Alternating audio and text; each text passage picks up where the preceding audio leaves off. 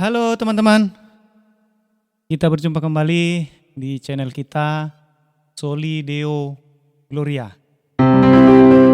Oke, pada video kali ini kita akan coba bahas tentang chord, ya, khususnya chord untuk piano, dan sama juga bisa juga digunakan untuk keyboard, ya.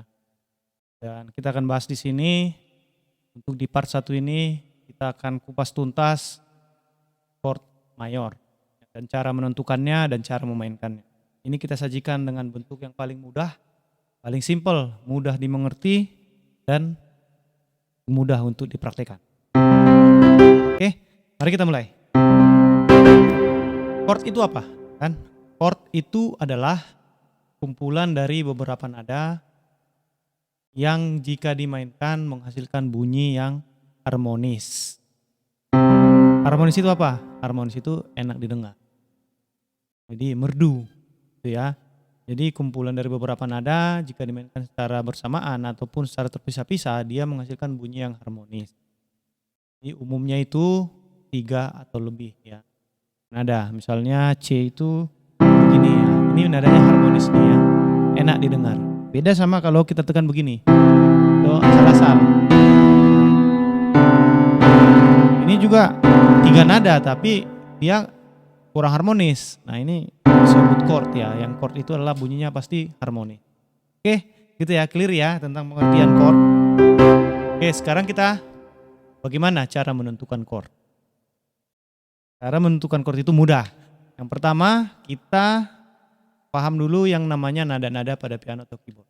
Oke, ini juga sudah kita sajikan juga pada video kami yang lain, boleh dilihat. Jadi nada pada keyboard itu hanya ada 12 ya. 1, 2, 3, 4, 5, 6, 7, 8, 9, 10, 11, 12. Ya, habis itu balik lagi 1, 2, 3.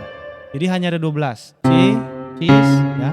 D, bis, E, F, bis, G, gis, ya. A, ais, B.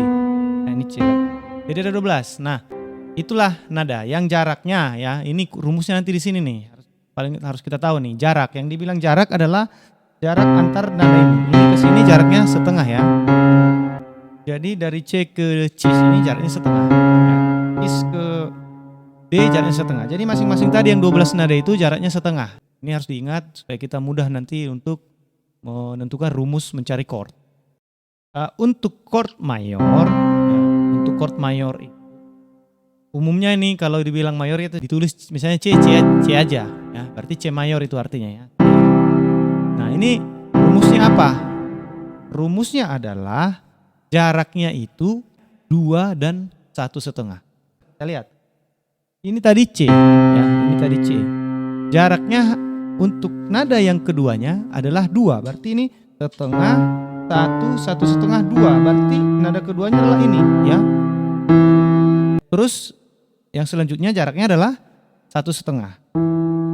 Berarti setengah, 1, 1,5. Berarti di sini.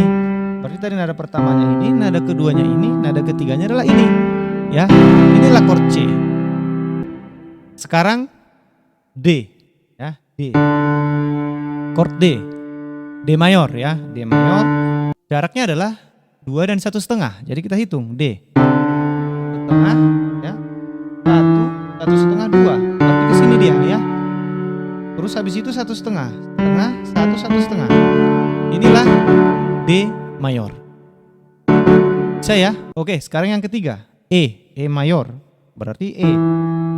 Jaraknya 2. Berarti setengah, 1, 1,5, 2 ya. Habis itu 1,5, setengah, 1, 1,5. Ini E ya, E mayor. Bisa? Bisa. Sekarang F mayor. Setengah, 1, 1,5, 2. Setengah, 1, 1,5.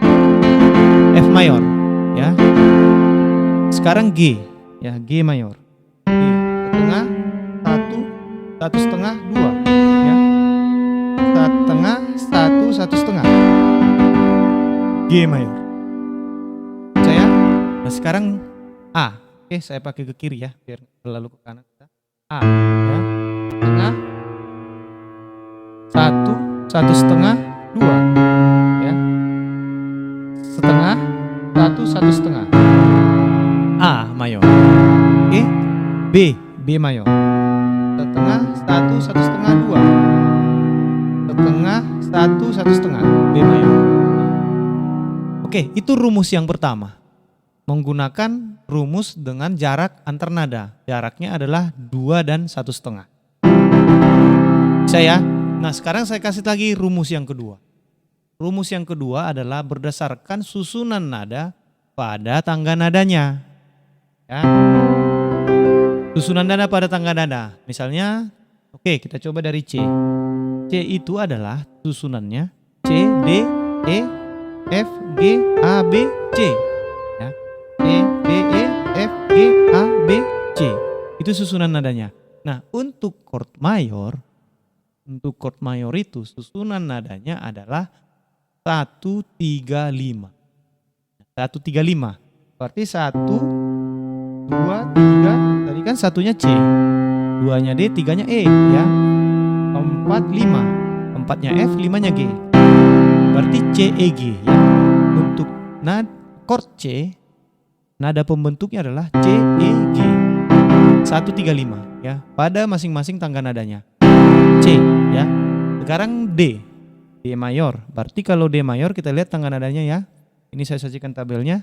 D, E, cis, G, A, B, cis, D. Ya. D, E, cis, D, A, B, cis, D. Ya. Satunya apa? D. 2-nya adalah E, 3-nya cis, ya, cis. Ya. 4-nya adalah G, 5-nya adalah A. Ya. Berarti 1-3-5-nya adalah D, bis, A. Inilah chord D. Gampang ya. Sekarang tangga nada E. Berarti E, ya. E, bis, gis, ya. A, B, cis, dis, E. Ya.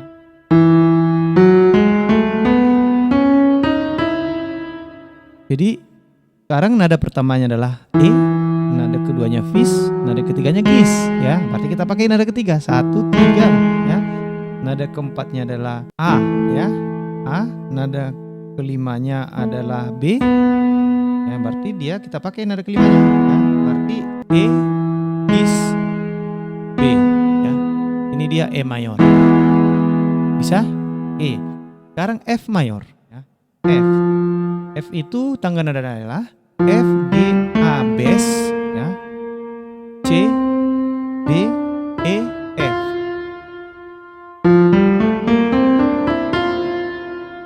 Berarti nada pertamanya F, nada keduanya adalah G, nada ketiganya adalah A. Kita pakai ya, F, A, nada keempatnya bes, nada kelimanya C. Berarti F, A, C. Sekarang G. G, tangga nada adalah G, A, B, C, D, E, fis, G.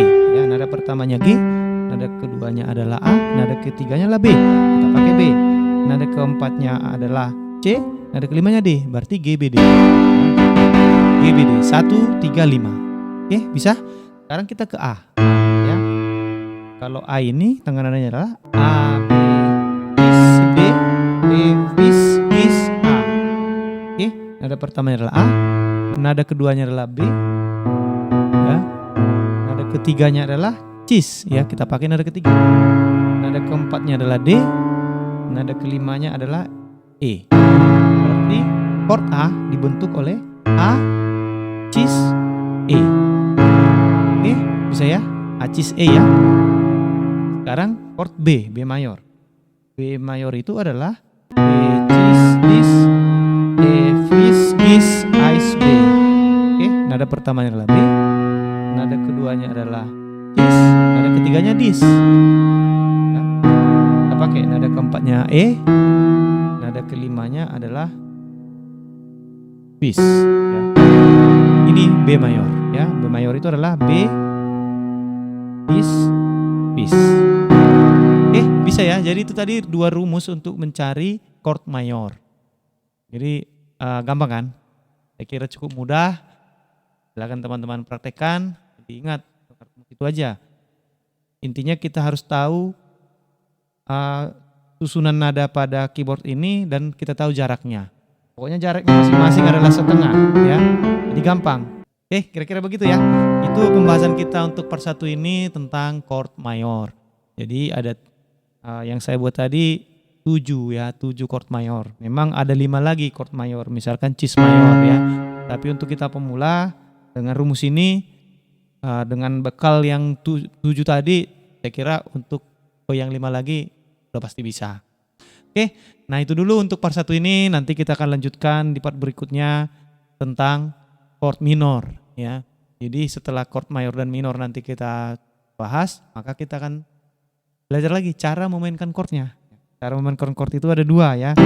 Ditekan bersamaan seperti ini atau dipecah. Nah, yang dipecah ini namanya arpeggio.